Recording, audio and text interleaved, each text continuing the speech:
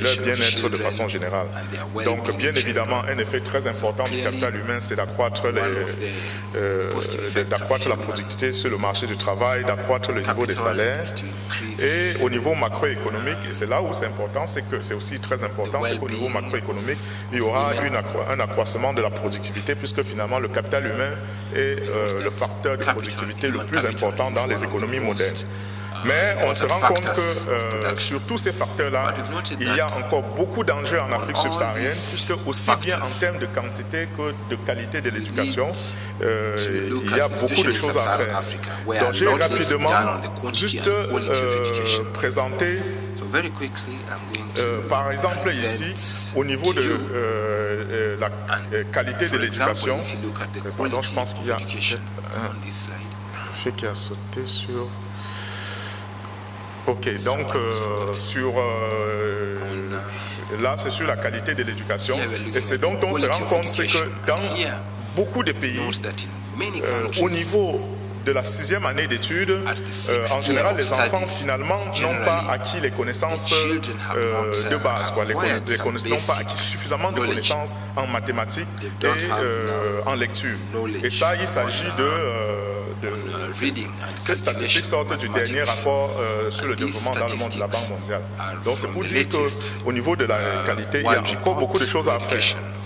Donc là, c'est en Afrique centrale et de l'Est, et en Afrique de l'Est et du Sud aussi, on a exactement les mêmes problèmes, même si certains pays font mieux.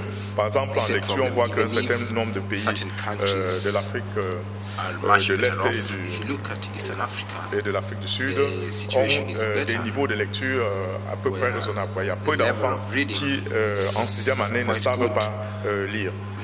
Donc je pense qu'au-delà de ce qu'on peut retirer de ce schéma général, c'est que quand même, dans beaucoup de pays, il y a encore beaucoup d'efforts à fournir en termes sur la qualité de l'éducation.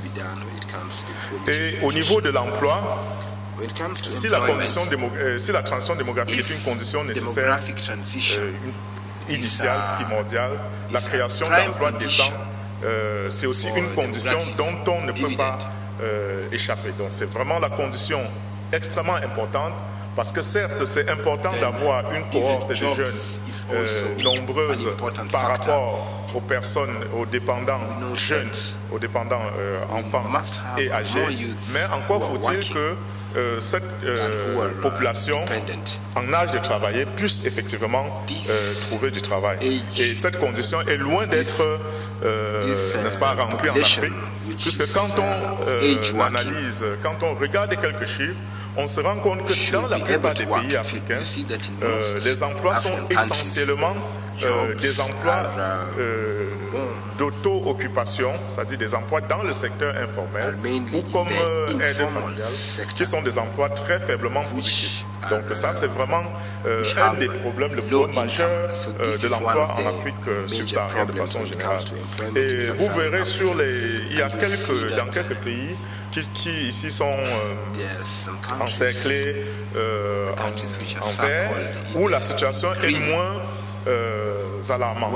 Donc il s'agit essentiellement, pour la plupart des îles, de l'Afrique du Sud, de la Namibie et du Lesotho. Et là aussi, on va voir qu'il s'agit des pays qui sont très avancés dans leur transition démographique. Même si le fait d'avoir la transition démographique n'est pas suffisante pour avoir des emplois en dehors du secteur de subsistance. Et d'ailleurs, quand on regarde au niveau du chômage, on se rend compte que le chômage en soi n'est pas un problème en Afrique subsaharienne de façon générale, notamment dans les pays à forte fécondité, puisque comme chacun doit pouvoir faire quelque chose pour survivre, alors en général, même s'il faut vendre des choses, même s'il faut avoir des activités très très peu productives comme la vente au coin de la rue ou pratiquer une agriculture très très peu productive, donc on va avoir peu de chômage. Par contre, dans les pays bien avancés dans leur transition démographique, notamment les pays de l'Afrique australe ici, on se rend compte que le chômage est un problème très important. N'est-ce pas? Et une fois de plus, les pays qui s'en sortent mieux, c'est le Cap-Vert et Maurice, qui ont des faibles taux d'emploi dans le secteur informel et en même temps un taux de chômage raisonnable. Donc, comme je le disais en début de cette présentation, fournir des efforts pour atteindre le dividende démographique, pour pouvoir bénéficier du dividende démographique est éminemment un agenda genre aussi. Puisque la première des choses, c'est qu'avec une utilisation des méthodes contraceptives, les femmes peuvent, n'est-ce pas, surtout les jeunes filles peuvent éviter d'avoir des enfants trop jeunes. Donc, poursuivre leur cursus scolaire plus longtemps. Et avec une utilisation des méthodes contraceptives aussi, la mortalité maternelle va être extrêmement réduite. Je pense que dans les présentateurs de ce matin l'ont souligné. Une des grandes causes de la mortalité, des risques auxquels sont exposées les femmes en âge de procréer, c'est la mortalité maternelle. Qu'elle soit liée aux naissances très très fréquentes ou aussi à des avortements clandestins dans des conditions sanitaires non maîtrisées. Un autre point aussi, c'est qu'avec peu d'enfants, les femmes peuvent davantage utiliser leur temps sur le marché du travail, sur des activités très productives et donc notamment occuper des hautes positions. Et bien évidemment, enfin, n'est-ce pas, avec aussi finalement la transition démographique, il y aura et tous ces facteurs, donc c'est-à-dire que l'investissement dans l'éducation, l'occupation des postes sur le marché du travail, le mariage tardif, donc elles vont accroître leur autonomie, accroître aussi leur empowerment, leur capacité de négociation et de décision, aussi bien au sein de la famille que dans la société de façon générale. Donc voilà, c'est en cela que la transition, atteindre le dividende démographique, fournir des efforts pour atteindre le dividende démographique est éminemment aussi une façon de fournir des efforts pour améliorer la situation et le statut de la femme dans la société africaine. Donc, rapidement, en conclusion, je dirais que finalement, les pays d'Afrique subsaharienne devraient mettre en place des politiques efficaces, des politiques fortes pour pouvoir bénéficier du dividende démographique.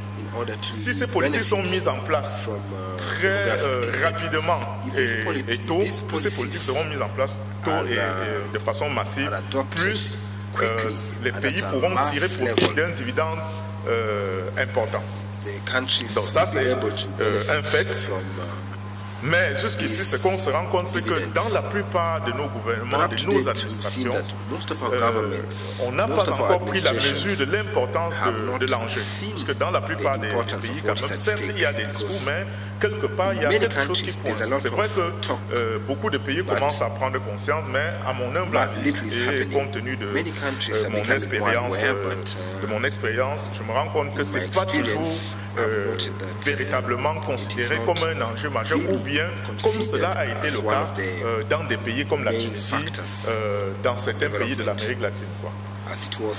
Bon, et enfin, bien évidemment, comme je l'ai dit, c'est aussi une question de genre. Donc, atteindre le dividende démographique, c'est aussi une façon d'améliorer le statut de la femme. Et donc, ce serait important que les associations de femmes, que les femmes leaders, que la société civile puissent être en avant-garde de ce combat. Donc, je vous remercie. Je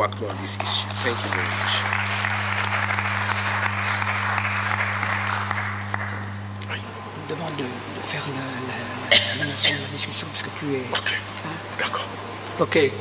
I will make a kind of coup d'état at the kind invitation of our organizer, because since Matthias has been speaking, he cannot moderate himself, you see. So I will moderate the two.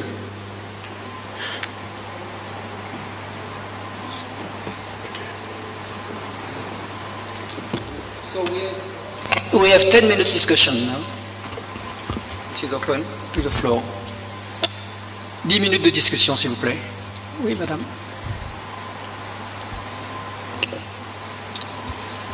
Thank you. I would like to start by thanking and congratulating the Sorry, we can't hear you. You can't hear me? Is it okay now?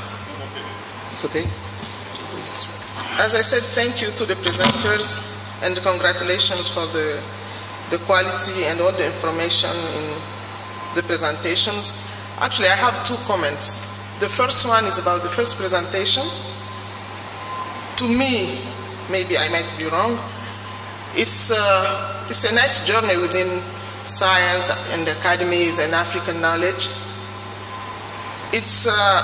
But it's like it's not a new idea. It's something that has already maybe been developed by some African theorists or other specialists. Because the question of how science and modern knowledge either encounter or can dialogue with African traditional knowledge or system of knowledge has already been questioned. I want to refer to Abdou Moumouni's book that was published in 1962, and the title in French is L'éducation en Afrique. It's kind of it already questions those kind of issues, but probably that what has been presented today is how to make policy, or how to make everything that science is doing relevant to policy and be able to affect or to impact positively the African political agenda. This is very interesting, the way it has been developed. That's my first, it's a comment, it's a contribution if you permit. The second one, actually I'm from Niger, and everything that is about population or demographic issue is very relevant, and is something that is very, very not only critical to Niger, but it's on top on the agenda. Because Niger is one of the African countries that faces a lot of challenges having to do with population growth, and it's one of the 10 African countries in the bottom. It comes after Mali and I believe so Mali and Burkina Faso, or Mali and Guinea. So Niger is really at the very bottom, and the fecundity rate is very, very high, and for that all the policies and the programs are really working hard to find solutions, or to make policies either cost effective or to make them having some impact on this issue. But it happens that when you look at population growth and you link it to the issue of girls' education, since girls' empowerment or women's empowerment is really the main part of the main link, or let's say it's the critical part of the whole process. But like in Niger, most of the women that are educated and that they make up the human capital, you find them in the social sectors, either in teaching or in health services. And what policy is facing right now is that the more you train women and they find themselves in those kind of social jobs, it become difficult to be able to send them like in the countryside, and it's getting to be another gender problem, because some of them are in marriages, are in families, and it's a very hard issue right now. It's complicated. Okay. So when you please? I'm sorry. Yeah. So let me summarize. I think I'm done with. Hopefully they were able to grasp whatever I said. Thank you. Thank you. Yes. In the back.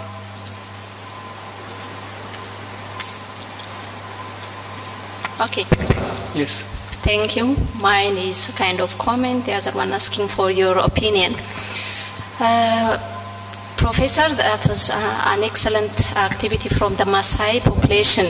So I was thinking for Nasac, this could be one of an assignment to take up best practices from African countries, and then do it with its network of academies could do it with the respective sector ministries. So this could be one of the deliberations that we could... Oh. Don't speak too close. Okay. Can you hear me? Yeah. Okay. Thank you. So I think, Professor, this was an excellent activity that can be scaled up to other African countries. Though we do have unique cultures, but we do have also shared problems which need shared solutions. So this is kind of things. There could be a lot elsewhere in Africa that can be easily picked up and scaled up in the rest of Africa. My next comment is regarding demographic dividend. Of course, paying attention to the transition. I think if we invest and if we take it, invest properly, it could also be an asset to Africa instead of being a threat. So I think it's good to look from both sides. If we abuse it, misuse it, it would be a threat, of course. But if not, it could also be, an asset. So Africa should also focus investing on the youth, investing on adolescents, and ultimately investing in her women population. Thank you. Thank you. Next, yes. Thank you very much. The presentations have been eye-opener, very, very exciting. But my problem is, where are the men in all this conversation? We seem to be saying women control fertility, women and girls education, and yet we know very well that these women don't get pregnant alone, so we need to be bringing in the men in this conversation. So where do the men fit in all this demographic conversation? Thank you. Okay, maybe you could answer first to the previous question. Thank you very much. The point about the traditional knowledge, I think, is extremely clear. What I see is that there's almost been going too far away from it in many countries, so leaving it behind and trying to find a niche where you can have both what I would call post-normative science, the sort of hardcore engineering and innovation, which is breaking out all over the world, not in all the traditional centers. So my question to a place like Kenya is, how do we trigger a kind of innovation revolution using the resources that are there and adding value locally? In other words, rather than shipping everything out, how do we do it locally? It's a long-standing problem. But being smart about a circular economy means that, coming back to the question, for example, of waste, waste is a problem everywhere in Africa. And waste is a problem, for example, because Europe transports and allows nearly 30,000 metric tons of illegal electronic waste into Africa. So the technologies are really still needing to be developed, along with the whole waste chain, collecting waste, separation, and so forth. So there are unlimited opportunities for local employment, which isn't what I would call traditional employment. It's not like farming, because you need to train people how to do it carefully so they're not open to health hazards. But at the same time, you can generate new products, making plastic posts, fencing posts, and so on and so forth. And this requires really innovative chemistry. It's not something that is done routinely in the West. It's not done routinely in the US or Europe, etc. So I think it's more an attitude towards science, that your first port of call should be the scientists or the scientific community matched with then the practitioners who are there on the ground. And it's that new kind of partnership that I think the academies need to help engender and help to participate in. So to get young scientists much more involved in the practicalities of what it's like to put science to work, rather than simply seeing the only career is an academic career, producing papers and teaching in universities. So that's really what I'm trying to call for. And just finally on the idea of best practice, I think it's a great idea. And we've tried to build now a new platform coming out of Kenya, collecting information from communities. So it's not always driven by NGOs, it's actually driven by people in the community who've learned how to do things. So unique culture, unique languages, yes, but a common cause to, in some cases, look after the environment and so forth. And back to fertility, and yes, there are always men involved. That's why I made the point. The transition of young girls, having the pressure taken off them by young men saying, no, we actually would like to be married to educated young girls, please stay at school, and so on and so forth. That's a very, very powerful argument. Of course, you have some that fall off the rails, but I really encourage the young men to be as involved in those conversations as the young girls, definitely. Okay, thank you. A word, Matthias? Yes, for me, I think it was most was just commenters, but I will react concerning Niger. Of course, it is. This was just a short presentation, and we didn't have the time to address all the issues. For instance, for Niger, what you are pointing is the problem of all the country, how to manage decentralization, how to manage that in each region. You can have teaching schools, school for health workers, etc., etc. And this problem is complicated by the fact that each year Niger is increasing very fastly. So I don't know, the solution is just right now, and it is important that a lot of number of international organizations, of donors are really are in Niger trying to help Niger, because Niger should invest massively, not only in the capital city, but also in all the region, in order to create enough of human capital or women in different sectors to address to different issues. Yes, and the last point concerning, because there was the question about women fertility control, where are men in that? I think that, of course, you are right, but we should acknowledge that a lot of issues are, first of all, concerning women, and so if they are not at the third front, it will not be the men who will address the issue. So it is important for women to show that, okay, we really want to have the right to do with our, of course, to take care of our body, to etc., etc. And that doesn't means that men are just put aside, but that women should play more role in fertility and sexual and reproductive health issues. Okay, thank you. I think that we will stop for the moment. The discussion will continue with the panel session, which is more or less on the same topic, because we are already late. So please, we can take a 25-minute break, and we will be back. 20 minutes only, because we are constrained by the time of the cocktail, and I'm sure you think it is an important event. Thank you very much.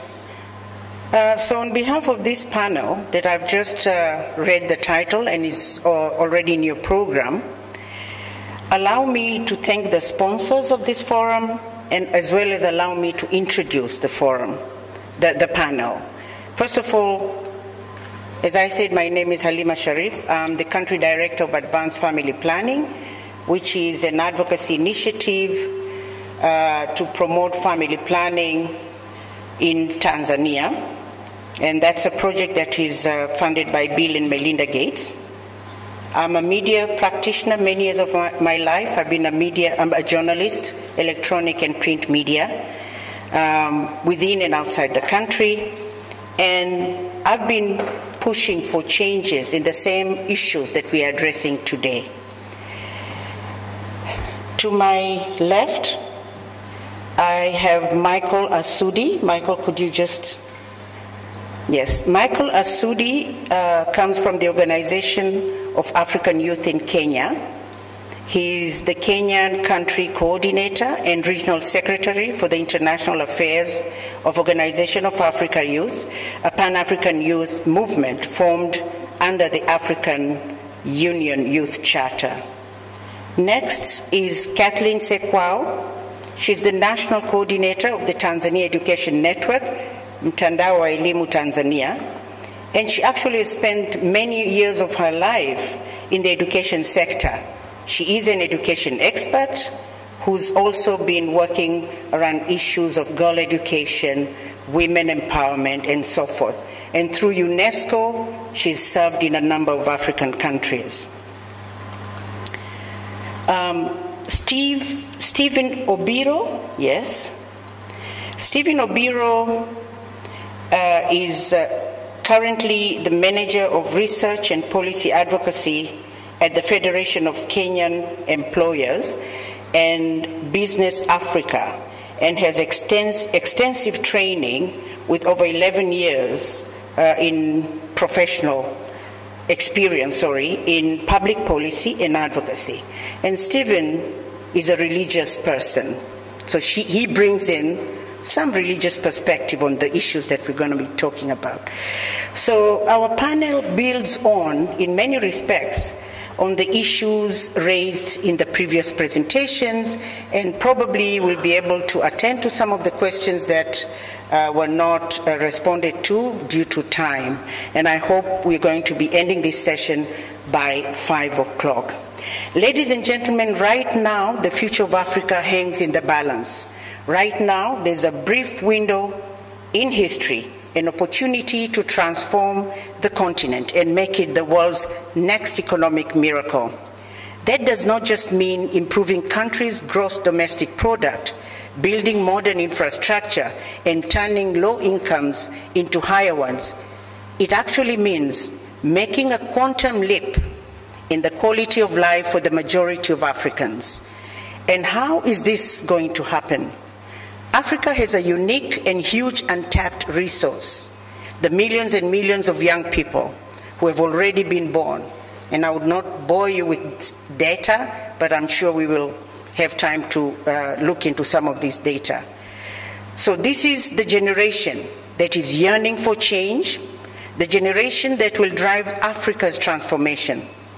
But in order for this to happen, Africa needs to embrace 4 critical actions that ought to take place simultaneously. First, our working population must be able to support its dependents, which means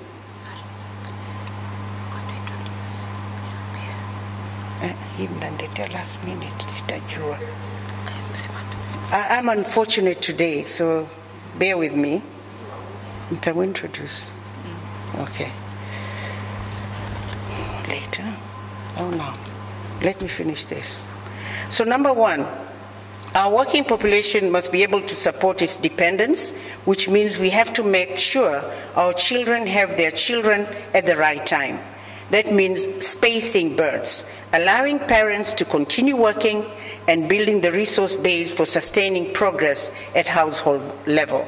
Number 2, our youth need skills to be productive.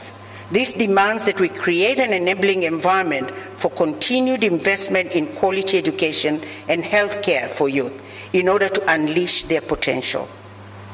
Number 3, our youth need jobs and job opportunities in order for them to lead meaningful lives and effectively contribute to increased productivity and enhanced economic gains towards sustainable development. And lastly, governments must wholeheartedly commit to put in place and implement supportive policies, rally agencies and stakeholders behind all these efforts, and be accountable to deliver on its development commitments.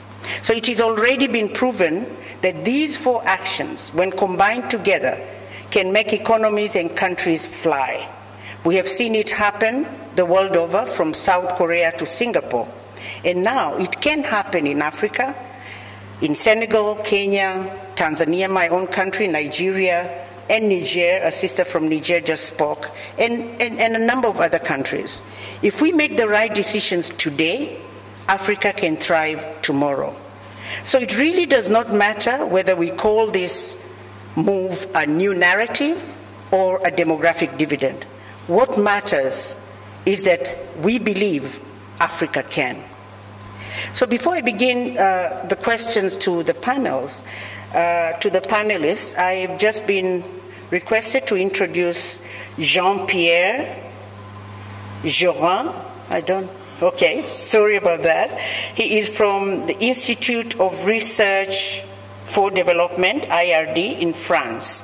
Welcome, Jean, and apologies for not having this in the list, your name in the list. So let me begin. I'll be standing and sometimes sitting. If I'm able to stand for an hour, it's good. Let me begin with one of the panelists, I guess maybe Kathleen.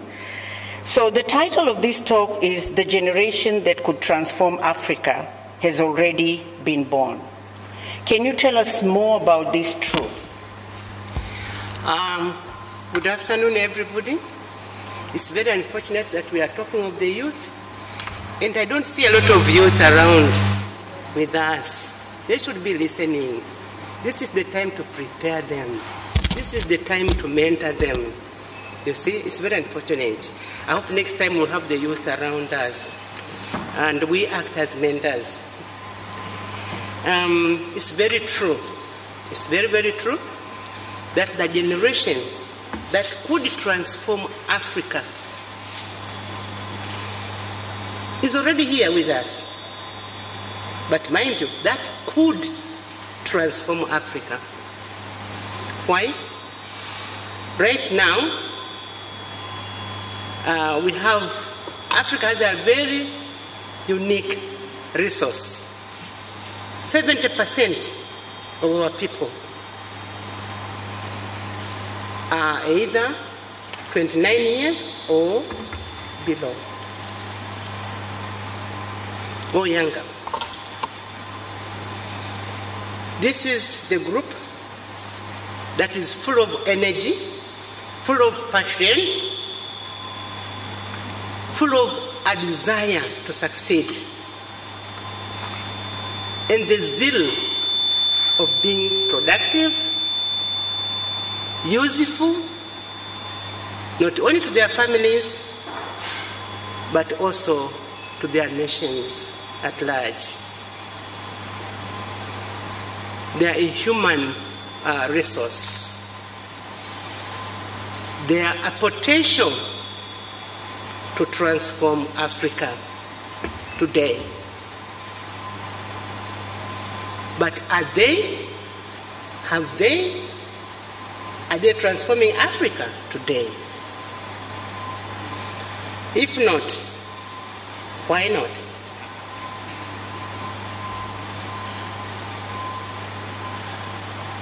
What did this generation need to be able to transform Africa today? What didn't we do to them that makes them not able to transform Africa today? I imagine we should have given them quality and relevant education for their livelihood and the livelihood of their nations.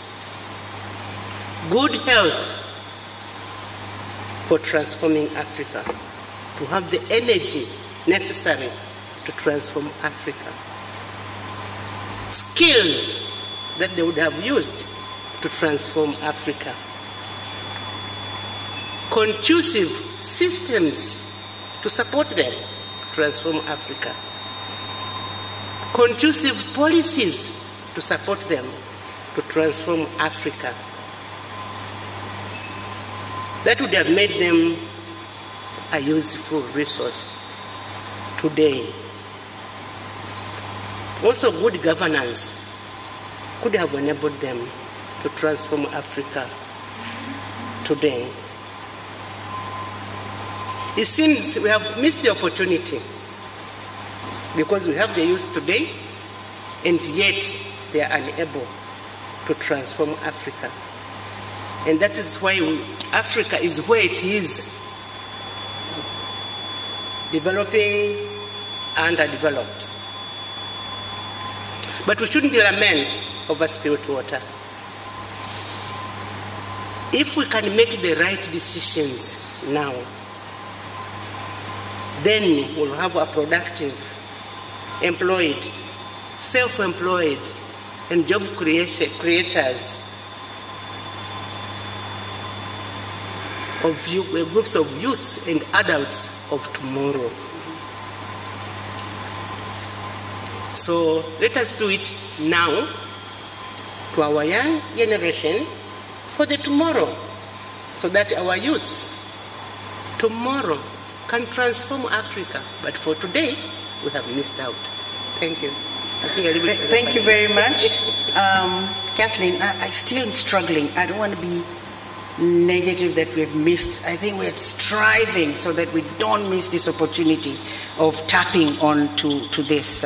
So you brought out a very critical point there of how the scales are up, with 70% of our young people under the age of 29, a small percentage who are now trying to advance through tax paying and so forth. So I would like to move on to Stephen. Based on that, we find ourselves, as this African continent, we find ourselves at crossroads, and we have the option to choose between one future of investing or tapping on this, and a future that we leave business as usual. Can you at least elaborate on that a bit? Thank you, and good afternoon. From what Catherine has said, one thing that has come out clearly is that 70% of our population is 29 years and below.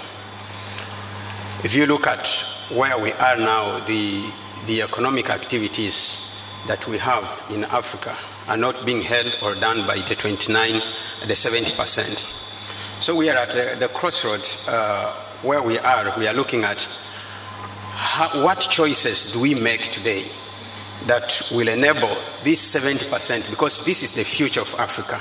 If this 70% can become more prosperous, it can become more skilled, it can be able to have good income that not only meet their basic needs, but can be able to even save. If this 70% can be put into productive use, then we'll have a prosperous Africa. But if we decide, okay, well, we can just continue with the normal and focus on, without having a really focus on this 70% that we are talking about, then Africa will have a missed opportunity. The 70% are giving us an opportunity that as we move into the future, if there is good investment in them, then in the future, this 70% will be a big productive population that will empower Africa even to meet all the challenges that they are likely to meet in the future. So let's not miss this opportunity, because the opportunities may not last forever. Yeah. I would like to add on to the same question on when you talk about prosperity. What are these ingredients of prosperity that you're advancing here? I would like to say first that, yes, I belong to IOD of France, but I come from the Caribbean, and I've been a long-time member of as a volunteer at the International Board of IPPF, okay? Yes, Africa can, but what to do and what not to do is what I want to say.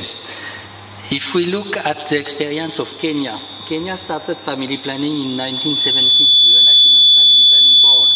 At the same moment that Korea, Mauritius and so on started. 50 years later, Mauritius have completed this fertility transition, and they are now at 1.5, 1.6 children per woman, like Korea, Singapore, and many other Caribbean and Latin American countries. In Africa, and especially in Kenya, the number of children per woman is still 4 after 50 years. Okay? What mistakes have been done and what we should have done and we have not done. If we look at the family norm and ideal number of children, according to the survey, in Kenya, like many other countries, the average number of children desired, given by the youth, 15 to 19, is still 4. Okay?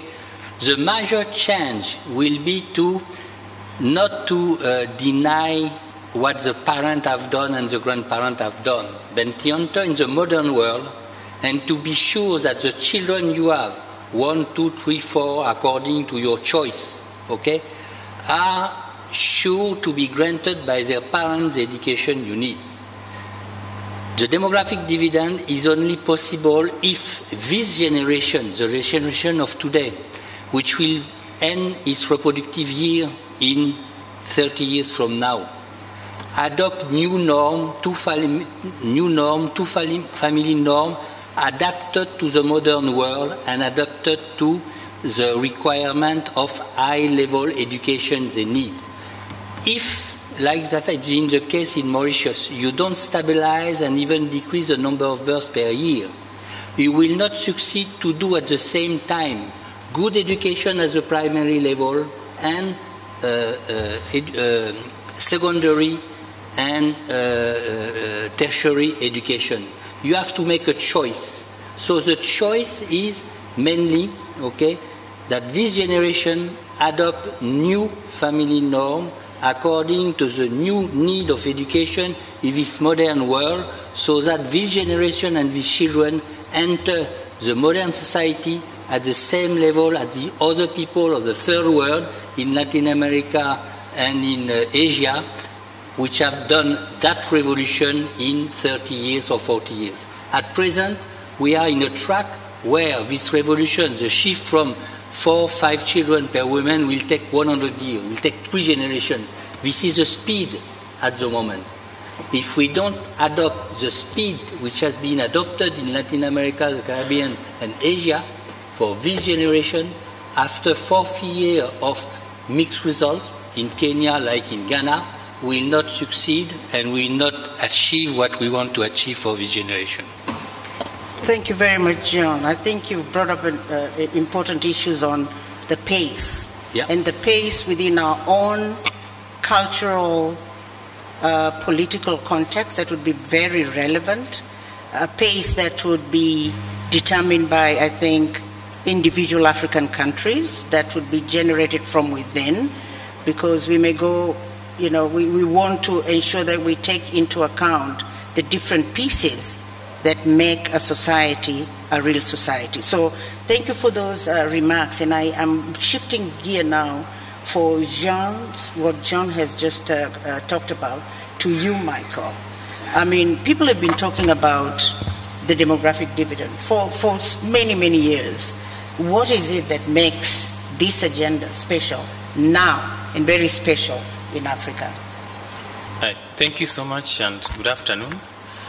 I think I'll pick from where Jean left, and the question that has been asked is why we need to act now, and it's one of the reasons why we are seated here now, because of the existing opportunities that we have to transform the current population that we have for young people. We are talking about 200 million Africans between the ages of 15 to 24, that accounts for around 19% of the world youth population.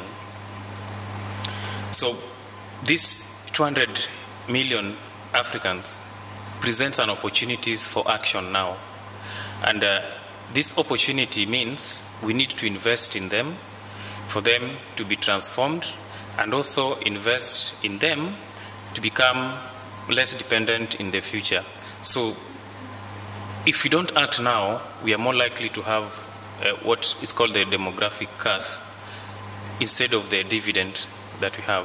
So the whole discussion around demographic dividend and why we need to act now revolves around that future vision for Africa. And that vision, as we have been hearing since morning, needs to be tapped now, and the narrative changes from talking, because a lot of acres and acres of literature has been written on demographic dividend with maybe less action. And if you look at the 4 areas, they're like a wheel that is cogged, and they're linked together, which means if you push one, it will push the other. If one is fixed or it is on a stationary position, the others will not move. So the linkages means that we must act on those 4 areas. Invest in health for young people now, also invest in their education, at the same time create job opportunities for young people.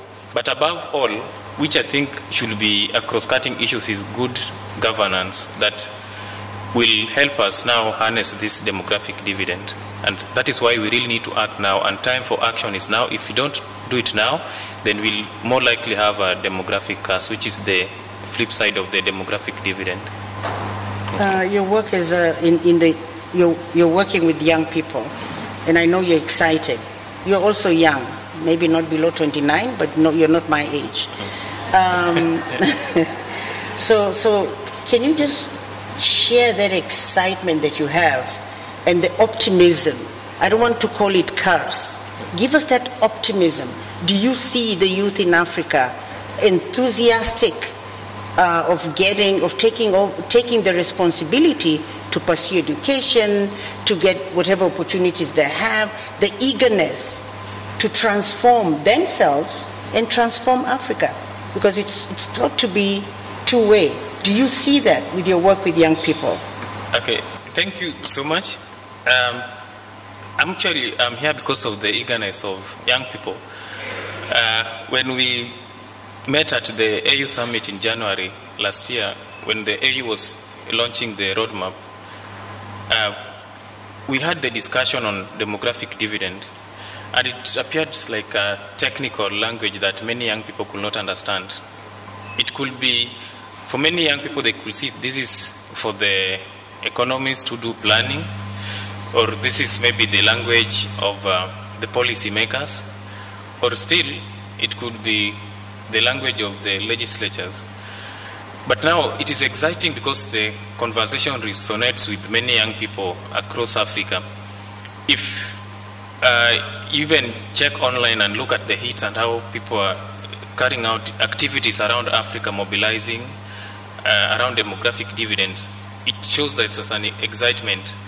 And this excitement comes from the proven evidence that we've seen from the scientists today that shows that if we invest in these 4 areas, the possibility of tapping on the opportunities that we have in Africa is very high. At the same time, as a young advocate that works with many youth organizations across Africa, simplifying and talking about demographic dividend without the jargons makes many youth relate with it. And it is now easy even to go to the grassroots level. It was raised, I think, before this session on how we can take the conversation to the local levels and the local context. So the excitement that we are having is unpacking the whole discussion of demographic dividend so that young people can relate, understand, and know that if you invest in your health, you're most likely to go to school when you are healthy. And if you are healthy, you will be employed. And if you're educated, you're able to get the job and also reduce the level of dependency. And it is true that in Africa, when you talk about the working age population, which is 15 to around 65, around 1 person supports around 8 or so 7 people. So if you talk to young people that if the governments can invest in these areas, it will easily reduce the level of dependency. Unless it is exciting to many young advocates, because youth are known and people with energy, and they want action now. So with the evidence that we've gotten through the demographic dividend, it is easier to approach the policy makers, it is easy to mobilize, it is easy to advocate and push for investment in these areas. And a good example could be, like in Kenya, pushing for accessibility of healthcare services and also quality education. And these are some of the things that we've seen even in the case of South Africa, where young people are pushing for fee must fall. So this makes it very exciting for us. And lastly, an example also coming from Zimbabwe, where the level of literacy is very high, but there is low employment opportunities are very few. So young people are able to relate education and job opportunities, for example, and good governance. So this makes it an exciting opportunity for young people across Africa. Thank you very much, Mike. And I would invite other panelists as we discuss, to come up with examples in the 4 pillars or the 4 areas that we've been talking about: education, health, jobs, good governance, issues around child spacing that Jean just introduced us to. And I would like to share an example from Tunisia. Tunisia had made strides in the timing and spacing of births, meaning births per woman declined from 6.2 in 1970 to 2 in year 2000. But because of schooling was poor and jobs were few, gross national income rose only modestly from $874 to $2,146 per person, which means we need to be investing in these 4 areas that our panelists are talking about simultaneously without ignoring one and just pushing one ahead of the others. I would like to move to Stephen or Kathleen. One of you could quickly, because time is not in our favor, and we would like some interactive session with, from questions and comments from our participants or the audience. Could you just tell us a little bit on why is it urgent that we give more of our young people good job opportunities? Why is it urgent for Africa, the different countries, to give jobs and maybe explore some of the effects of unemployment? And then Jean, I will come to you on the ingredients of a healthy population. We're not just talking about child spacing, or some of us call it family planning, the language that young people don't regard very well. The ingredients of having a healthy society to bring about socioeconomic development. Stephen or Kathleen? From the statistics you said about Tunisia, what is coming out is that if you educate a population and you don't give it good jobs that is able to earn it a decent income, then they will not see the benefit of those good jobs, of the education. If you look at Africa, if you look at the employment landscape, 70% of the people who are employed in Africa, they are employed in employments that do not give them decent income. Most of them, they are in the formal economy, or what we in Kenya and perhaps in the East Africa we call the Juakali sector. And in the Juakali sector, first, they don't get what is enough for them even to take care of themselves and take care of their families if they start families. The second thing is that they are not saving for the future. So that means that as we progress in the future, they are going to be a burden for somebody has to come to step in and take care of them. Now, these people, if you don't give them, they are highly educated people, and you don't give them employment, then what will happen to them? You are giving them a chance to get into issues that are not good for the country, not good for Africa, issues that unstabilize Africa. If you look at what is fueling terrorism in East Africa, you talk of Al-Shabaab in East Africa. If you go to Nigeria, you talk of Boko Haram, and you talk of their pricing in the Niger Delta area, the southern part that is there. And even look at the uprising that we saw in the Arab Spring that took part of the North Africa. What is the key underlying issue? The underlying driver of that is that these young, energetic people are not gainfully engaged in an economic activity.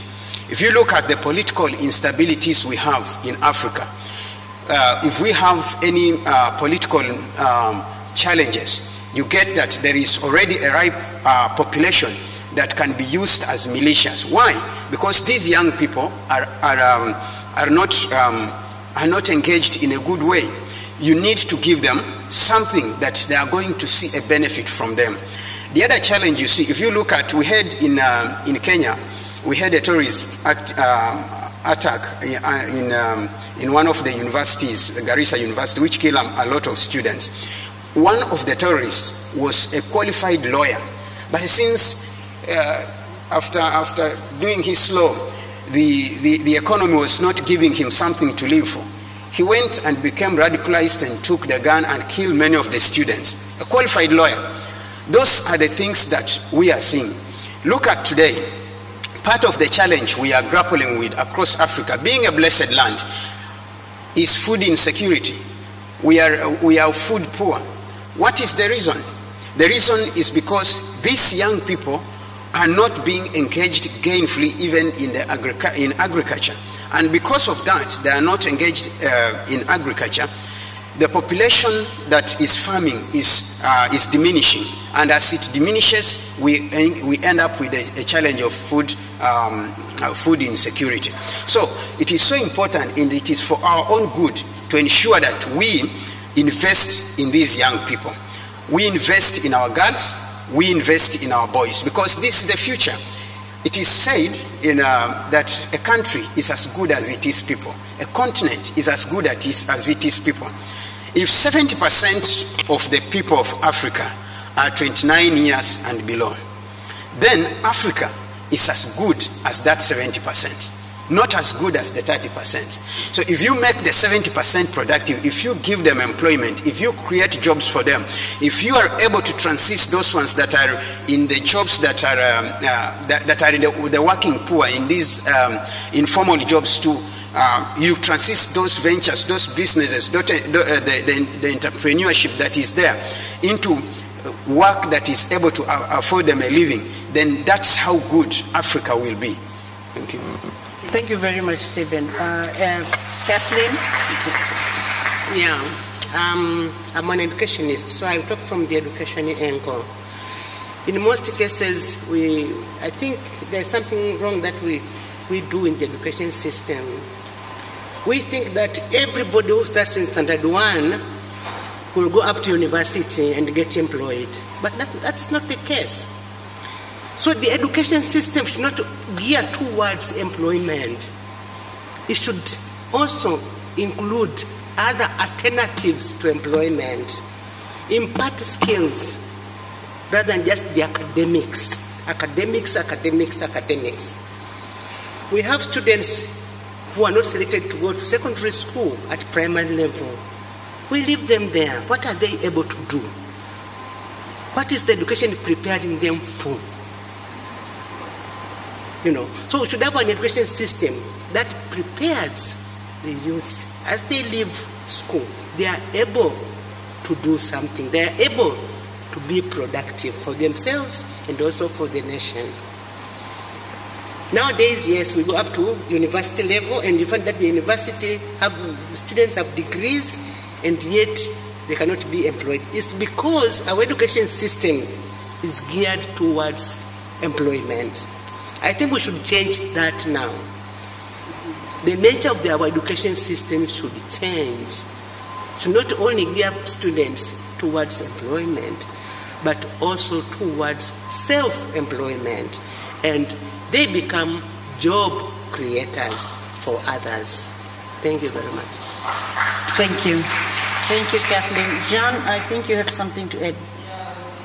To say that first we must distinguish clearly between the youth, between those below 15 and those between, say, 15 to 30. The crucial segment of the population we have to invest on is the 15-30. And this 15-30, if we don't explain to them that if they want to get good health, get education, get job and so on, they shouldn't be plagued by the burden of young sister and young brother.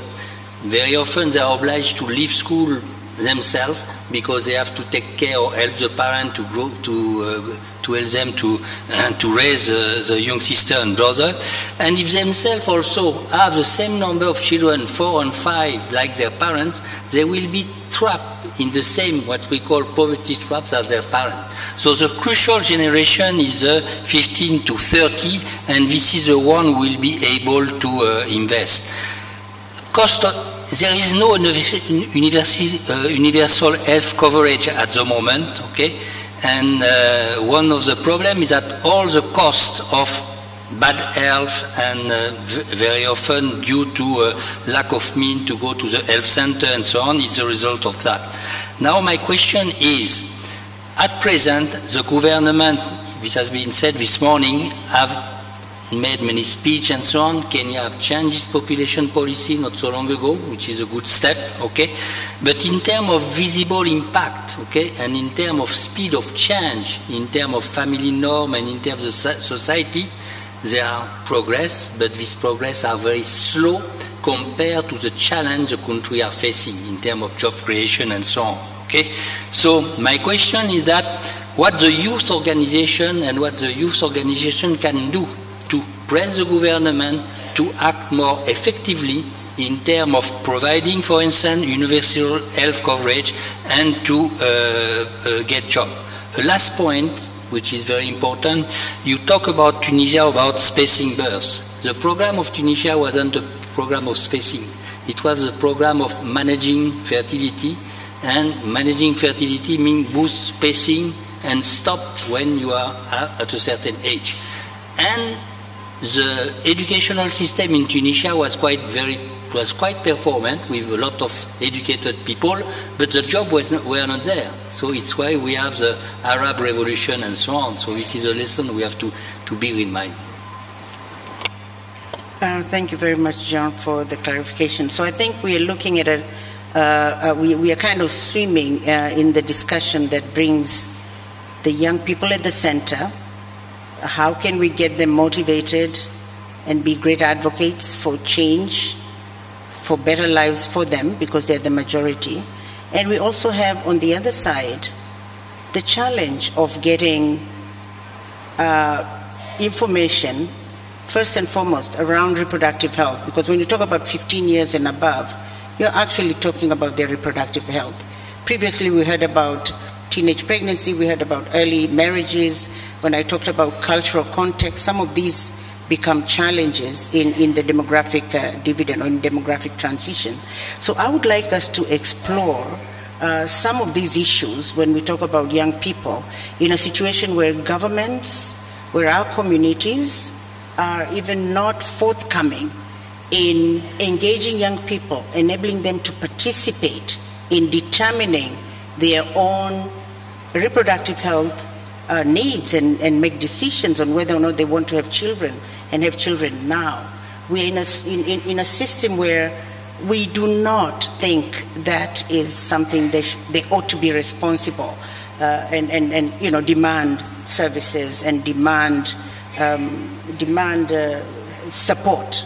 So can we look at this composition of young people vis-a-vis the issues around child spacing within our own cultural context, some of the challenges that come out of there, because managing fertility, a decline in fertility does spur an economy of a country.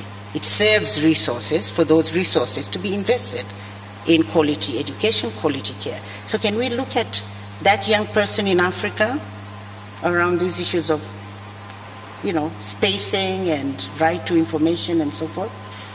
Who would like to start? Jean?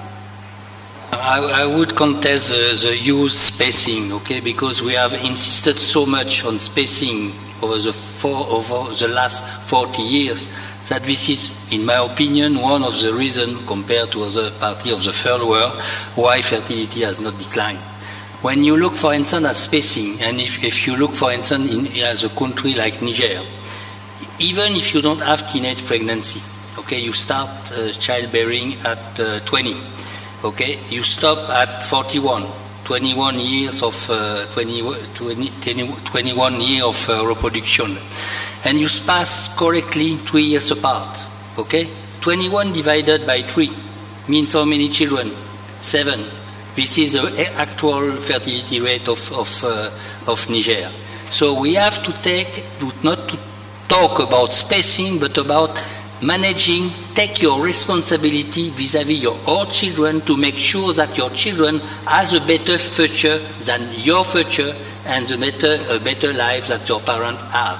And as you mentioned rightly, youth should define themselves, their need, according to the changing world where opportunities are limited. We mentioned previously that 70, and in many countries more than that, of the labor force is employed in informal sector with low income. This can be improved, and when we look at the aspiration of these youth, very often they don't need a lot. They need just to have a decent life, okay?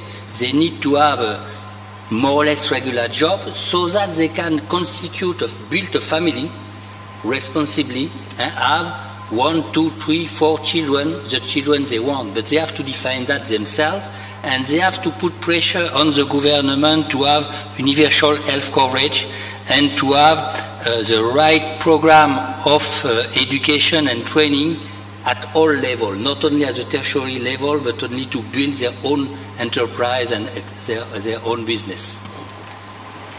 Thank you very much. So I think we'll leave the issue of spacing and family planning, and I'm assuming when we talk about spacing, Jean, we're assuming that we probably have girls who would start bearing children at a later age, and that's our wish. But you're very right, if they start at 15, we still are going to be having the majority as young people. For Tanzania, 63% are under 25, and recently there was a report that says by 2035, 17 years from now, Tanzania will be having like 77 million people.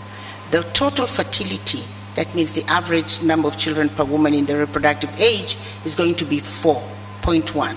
Right now, we are at 5.2. Progress is slow. I'm sure it's not just unique to Tanzania. So let's move on after Jean. I'm sure, Steve, you probably have something to add on to that without going into the family planning spacing kind of discussion. Thank you. Yes. I'm not an expert in the family planning matters, so I'll not go there. But this is what I know, that there needs to be a balance between the children you have and what you can take care of, how productive you are economically, so that then you are able to give these children a quality life and a quality future. That balance should be there in Africa. And an interesting thing is, if you looked at Africa and you take, in Africa we have urbanized populations and even populations that are in very developed areas. Within Africa, if you come into Dar es Salaam, there are neighborhoods that you see that are developed and people who have good economic power do live there. If you took that population and looked at its fertility rate, and even if you went to Europe where you have a developed economy and you looked at the fertility rate, there will be no difference. There will be no difference. If you went to the rural America, in the red states where the conservatives, where it is a rural setup, and you looked at the fertility rate there, and you came to Africa and looked at the rural setup, and you look at the fertility rate, you'll be surprised there will be no difference. So what does it tell us?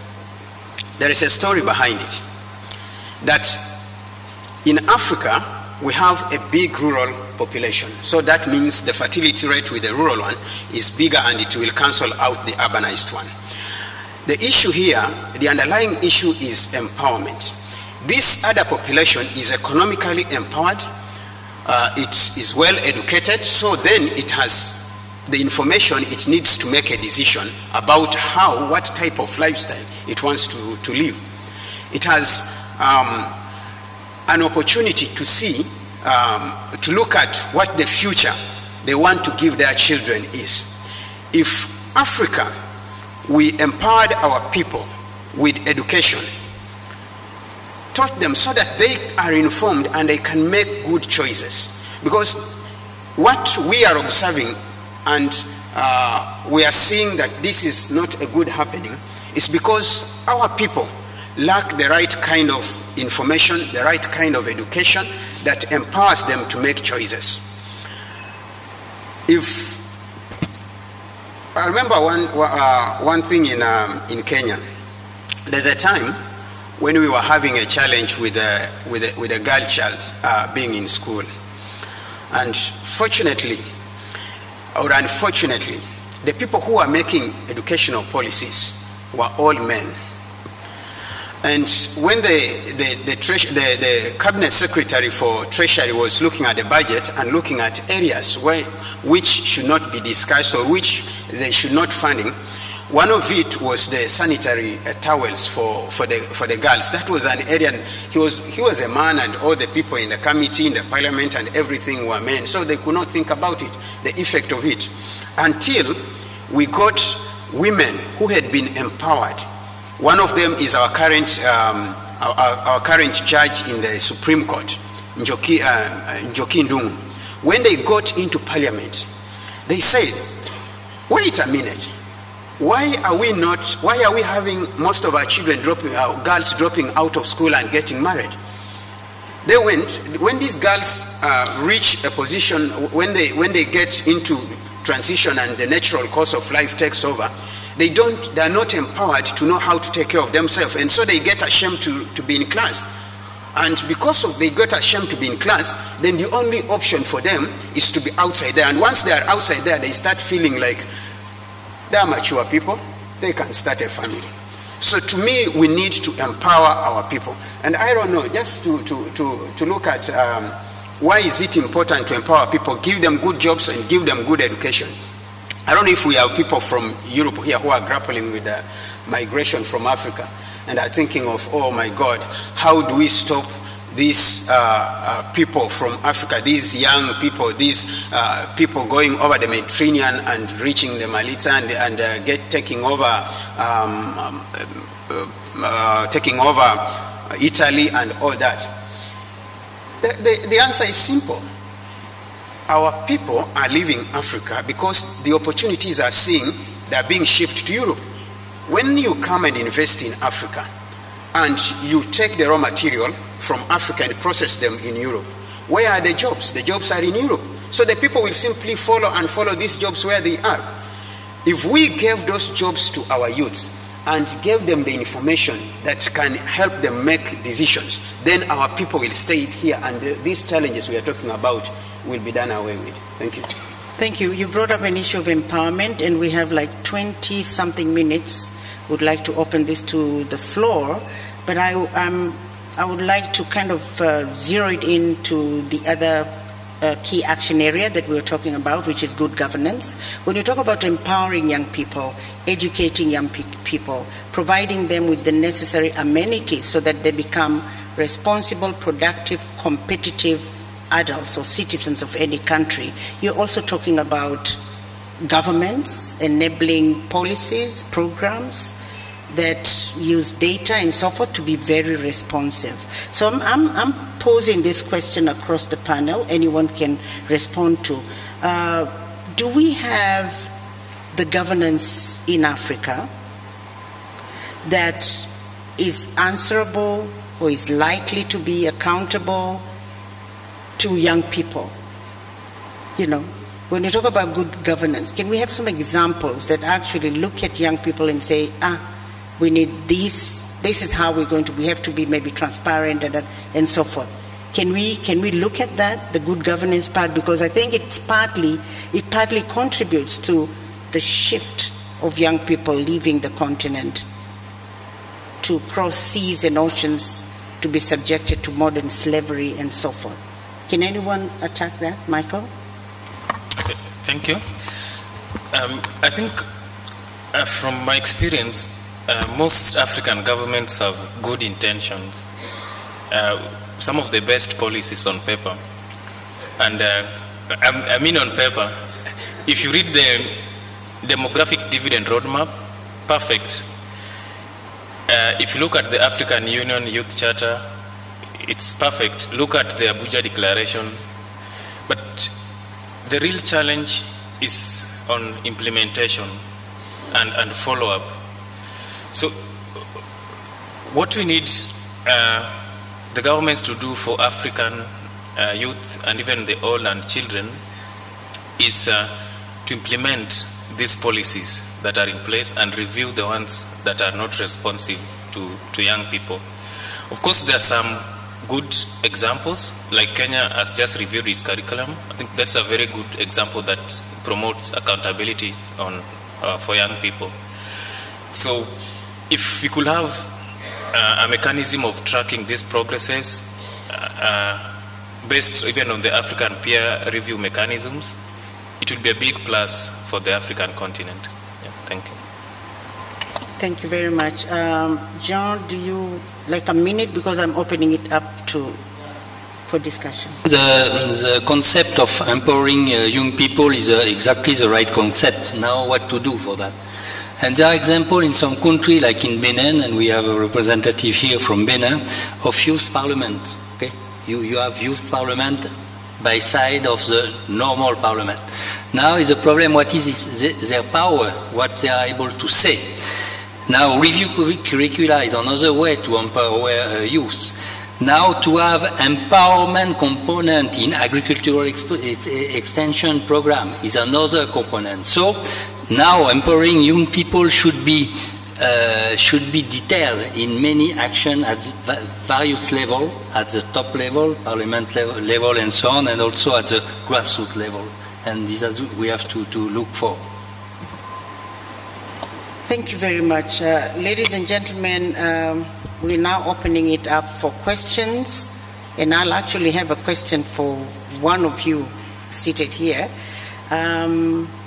Should we begin by, I heard when we ended this during tea break, just before tea break, that this is all about women, women, women. So may I start with the gentleman there? I'm glad that I'm the first one to talk. I would like to ask a question, I think, to Catherine. Catherine, yes. You talk a lot around, youth participation, and your first remarks were good enough to say the youth is not there, and I missed that voice. I missed that voice. But I would like to know, in terms of cultural perspectives and what I call adultism, how do we really ensure that the discussion that we have today fits into that? Because that's one major hindrance for youth involvement and participation at these levels that you are discussing here. Thank you. Let's have 3 questions and then we'll respond to that. The lady here and Madame at the back. You, exactly, yes. Thank you. Thank you very much, Madam Chair. My question is, I don't know whether it's a question or a comment, it's about the youth we are talking about now, and we are asking ourselves, have we missed the opportunity or not? My thinking goes a bit back, and I'm looking at our little ones. Where do we start this empowering? Are we starting at the youth level? Have we missed empowering them right from when they are starting the education? So that is my question, and that will go into curricula. How really do we start? Are we starting as youths, or have we missed them when they were little ones? Thank you very much. Next. Hello, my name is Hanan Mohammed Abdel Karim. I come from Sudan. I've got 2 questions. One of them is in education. One of them is a comment. The other one is a question. In education, we always speak about how we would like to improve our education, but we actually never put a strategy for it. So it is always, we speak in conferences about empowering youth, but there is no strategy for it. And strategy means that we have to go into details. What we want to do, how we follow it up, what is our strategic planning, how do we monitor it, who is to be involved in the strategy, who are our stakeholders, so we always forget this. So if we had a strategy that is based on a vision for our youth, it will make life so much easier. Especially that I would not like to speak, I make a strategy for youth. No, I want the youth to help me do a strategy for them. This is very important. When I come to education, again, another thing, and I hope the same thing would go for conference, because what I would like to see at the end is that we are formulating a strategy for us as women for sustainable development that would be, we come next year and discuss what have we achieved on it. Very specific action plan, how we're going to monitor it and how we're going to follow progress in it. I will come to education in another thing, which I always sort of speak about in Sudan. In Sudan, I said to them, I do not want only to have good education. I want to have education that is proper to the type of person based on their capabilities. So I would like to give the very clever the type of education that he needs. I want the normal person to have the education that he needs. If I discover that I have young entrepreneurs, then I will invest into that type of education. So my curriculum should be based on the capability of the person that I have in class. So I do not want to implement a curriculum that is for everybody regardless of your capabilities. I want it to be based on the caliber of the person. So is that practical? Can we do this? Can we have a strategy into our education to put in place this or not?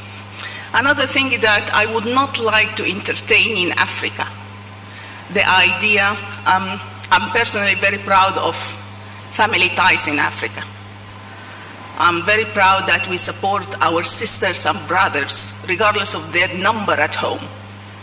I do not want to say I'm very selfish, I can only support one if I only have one brother, but I'm not going to support them if we are 7 in the family. So that is, I would not like to entertain that thing.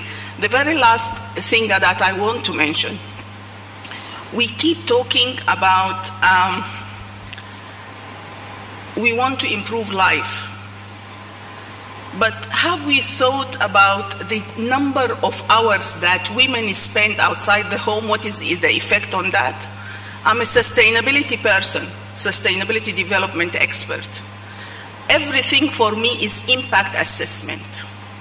So if it means for mothers and working women to stay outside their home till 9 and 10 in the evening, what is the effect on that on the family? Would they have children that are responsible? What is the level of ethics? Are we talking about drugs, prostitution? Are we relating that to any manner? And I thank you, Mr. Chair. Thank you. I think I wish we just very valid input, but if you could have maybe 2 more, because it's 10 to 5, maybe 2 more questions or comments so that we finalize with the panel. Time is always against us. So I'm going to take, let me do this, that. So I'm going to take one there. And the lady in red, I don't know, red or maroon? Oh, are you wearing blue? You're wearing red, yeah? So let me do that. I'm sorry. Quickly, short, please, so that we cover up the time. Thank you very much, Madam Chairperson. My name is Jafet Kilewo from Tanzania, an advocate of demographic dividend. And I have 1.5 questions. The first question is, you are saying that the generation that will transform Africa is already born. And that means the generation that is not yet born will enjoy the demographic dividend. And my question is, how do we keep this going? Because the population pyramid bulges at the center. How do we keep this population pyramid always bulging so that we enjoy the demographic dividend all the time, forever? That's question number one. Number two is, we have been saying that we need strong policies in order to achieve the demographic dividend. In Tanzania, we have a population policy.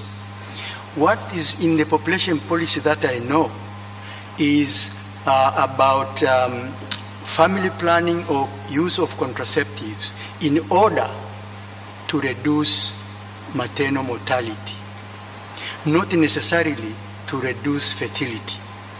What message goes to the policymakers and to the women? Are we going to reduce fertility? The policy and the women are not interested in fertility reduction. They are interested in reduction of maternal mortality. If you go out there trying to say, oh, we are reducing fertility, no one will accept that. But they will accept, men and women will accept reduction of maternal mortality because that is the one that hurts people. So my question is, how do we make this happen? Thank you very much. Final question, and I think my panelists, I'm not going to point out who to respond to. Whatever you're comfortable with, please just go ahead after the last question. Hello, my name is Julie Bakani. I'm a professor of hematology at Mumbili University here in Tanzania. So mine is more of a comment rather than a question to the panelists, and it's really one of optimism. I think a lot of African countries, governments, have done a lot in terms of implementation of investing in the youth.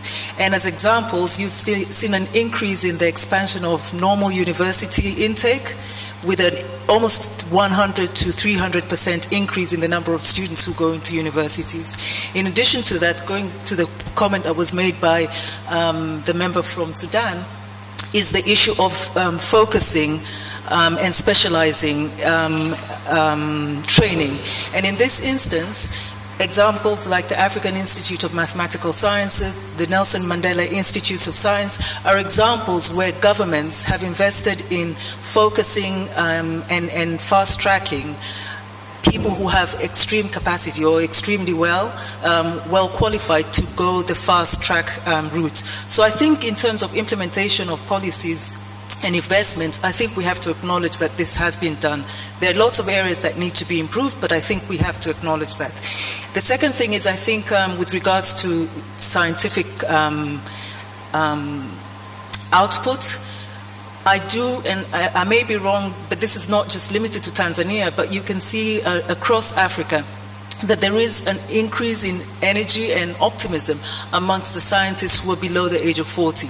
I think Mary, Maige, and a lot of the science academies have invested quite significantly in encouraging young academies, and you can see the optimism and the drive that is there, that is independent of how much they're getting paid as a salary and how much they're getting paid. And I'm not saying that those things are not important, but I think that if people are interested, they can do things irrespective of how much they're getting paid and if they're given the right platforms. And finally, it's really to look and see the, I think one of the comments that was made by one of the panelists is the whole immigration or migration outside of Africa. I think what is being seen and is not really recognized is that there is a reversal as well, and there is an increase in people who have been working outside of Africa coming back to Africa. And in addition to that, what is also very interesting is that there is energies that are occurring where scientists in Africa or individuals in Africa working very closely with Africans in the diaspora. And I think these are the kind of things that need to be recognized, encouraged, and looked for ways to see how these can be supported. Thank you. Thank you very much for those very optimistic comments. We'll make our journey to demographic transitioning, to dividend, just banking on those hopeful areas. I think, thank you so much. lifted my spirit. Now we're concluding here, guys. We have 5 minutes only, if I have to, keep to time. And there are some very interesting questions and comments. Could we begin from John, because we're concluding, so John, and then we come to Stephen. Kathleen, you have a specific question. Mike, you can float as far as you want, and then we end the session. Karibu. John? One comment on the reduction of maternal mortality. All the data, all the studies on the relationship between high fertility and mortality show that it's impossible to reduce significantly maternal mortality with high level of fertility. Impossible, okay? You have to reduce level of fertility and especially pregnancy at risk if you want to reduce. I agree with you that many people in Africa, in general, are not interested in limiting and so on. But time have changed, and I think that the focus should be on the future of children. The future of the children this generation will have. We have to focus that and to make sure that these children has a better condition of living and a better future of their parents. And I agree that we should remain optimistic, but we shouldn't be naive and and complacent about the challenge to be faced. Thank you. Two things I want to highlight. One, that I'm in the work of advocacy. That is what I do at the Federation of Kenya Employers. And I advocate for policies that support employment creation, enterprise growth, and all that. In advocacy, you have to be sensitive to what is there on the ground. What it might be, the message that might work in Europe might not work in Africa. So when we advocate for demographic dividend and family planning and that, we have to be sensitive to our cultural things, because there was a forum in a place called Kilifi, and there was these very interesting discussions about, and there were a lot of women drawn from across the region, and they were discussing about issues of family planning. And there was an excitement from the facilitators. We have done really, really, really good. Then at the end of the day, after spending the whole day, when they were about to close, one of the women leaders raised her hands and made only one statement in Swahili and said, lakini sisi ni lazima tupate watoto wenye tutaweza kupiga kura za kutosha.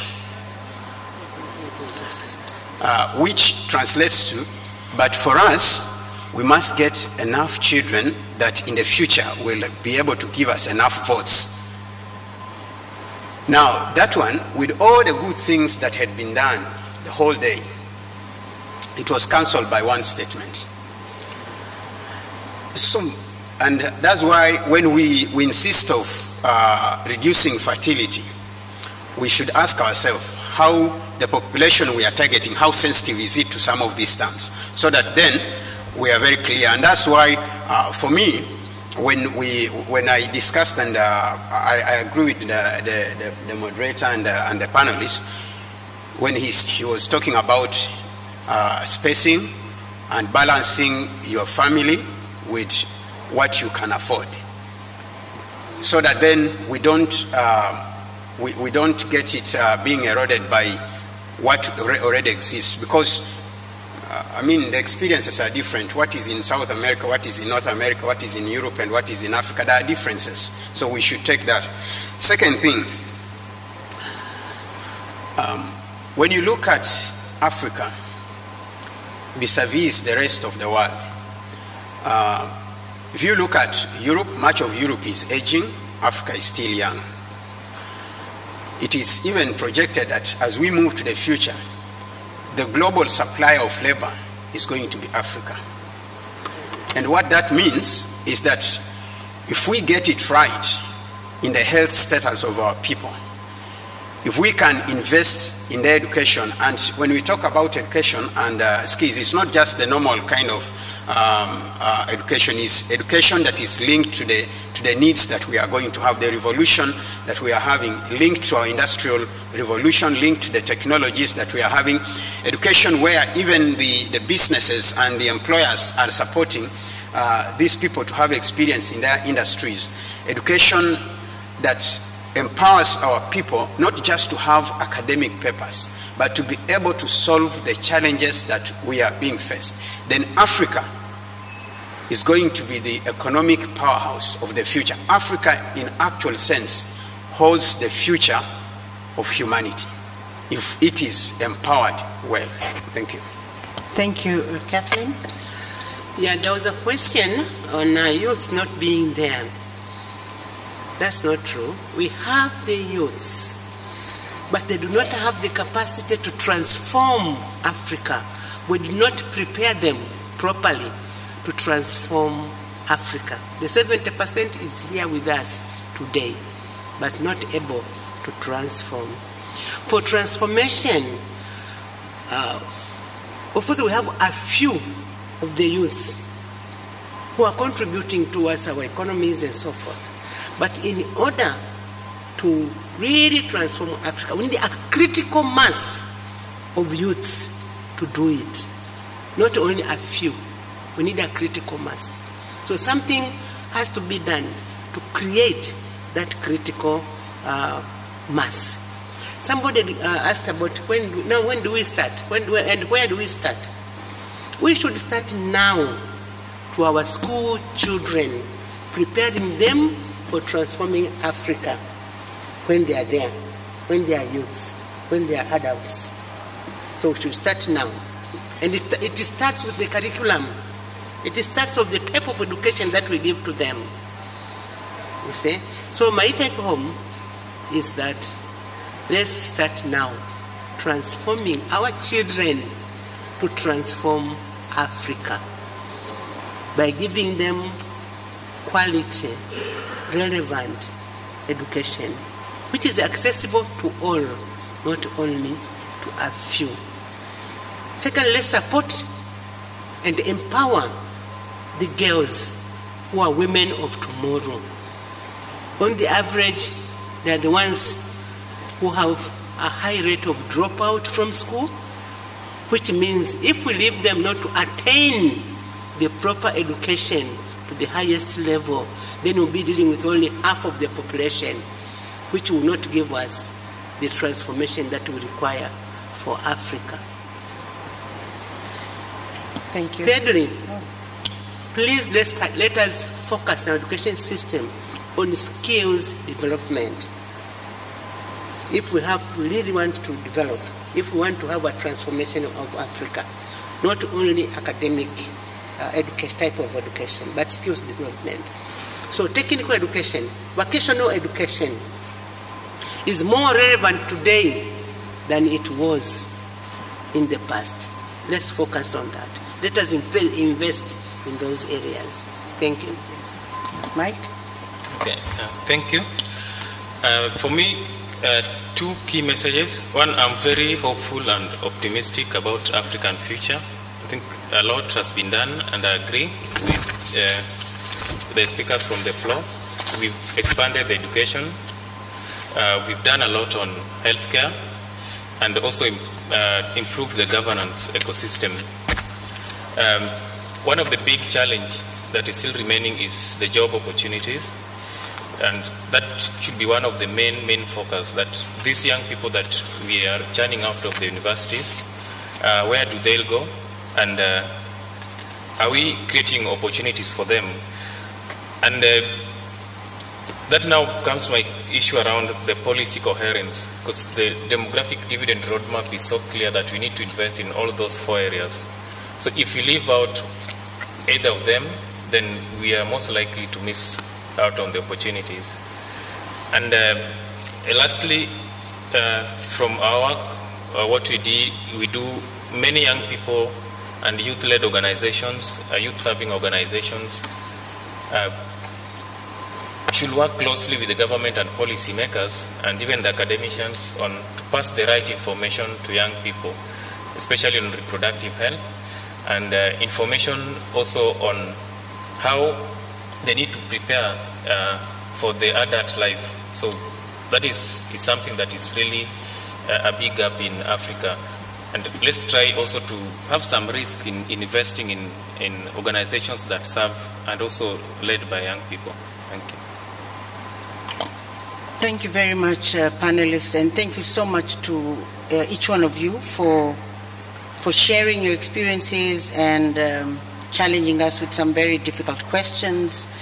As an advocate in reproductive health and family planning, I think issues of us as nations being bold, and my colleagues say take risks in terms of the messaging that we give to the communities so that they take action. If it is an action to access child spacing or family planning services, let it be. Yes, we need to be culturally sensitive, but again, we need to be bold and maybe not necessarily, and take those risks. And sometimes just call a spade, because if we have to tap on to what Africa has at the moment. Secondly, as a chair, I'm taking 2 more of your minutes. Please bear with me. Experience is showing that a good number of our governments tend to be lax when it comes to using data, using evidence, to have programs that are responsive to young people, to understand where the need is most, where programs are most needed. And a quick example is for issues around, we know that high fertility in most African countries, we know where women go for delivery, but when you look at the hospitals, health centers, and so forth, how many of those women have access to a service provider who would counsel them, give them information, enable them to decide, I'm going to space, I need a method that will keep me away from unplanned pregnancy for the next 3 years. That's a high impact intervention that we could implement and gradually see healthier women, healthier mothers, healthier children, and so forth. We've got good policies. They've talked about what is it that we can do to drive the policies to action. I think enough about policies right now. I think we need to put strategies, frameworks, things that will move, and put the resources in the implementation of those policies. So ladies and gentlemen, I think experience in life has shown that when an opportunity shows up, it is important to seize it. So this panel and a wealth of the input from you all have further underscored the urgency for Africa to seize this opportunity and make the best of it. I think we must invest in all the relevant areas that we have discussed this afternoon as we strive to improve the quality of life of our people. It is about making critical and far-sighted decisions, sometimes unpopular political decisions now, in order to build the Africa we desire. And remember, the future won't wait. So ladies and gentlemen, this is a once-in-a-generation window of opportunity. Our youth can be the generation that will transform Africa. And we need, borrowing from my sister across the room, we need to be optimistic. We need to believe that Africa can. Thank you very much.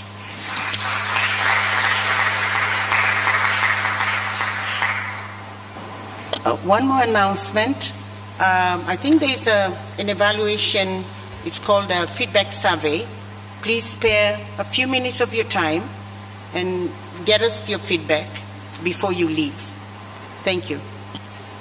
Yeah, good afternoon. I'd like to take this opportunity to thank Halima Sharif and the panelists for really putting a lot of effort in this issue of generation. The generation that could transform Africa has already been born. I think you've seen a different approach to the whole issue.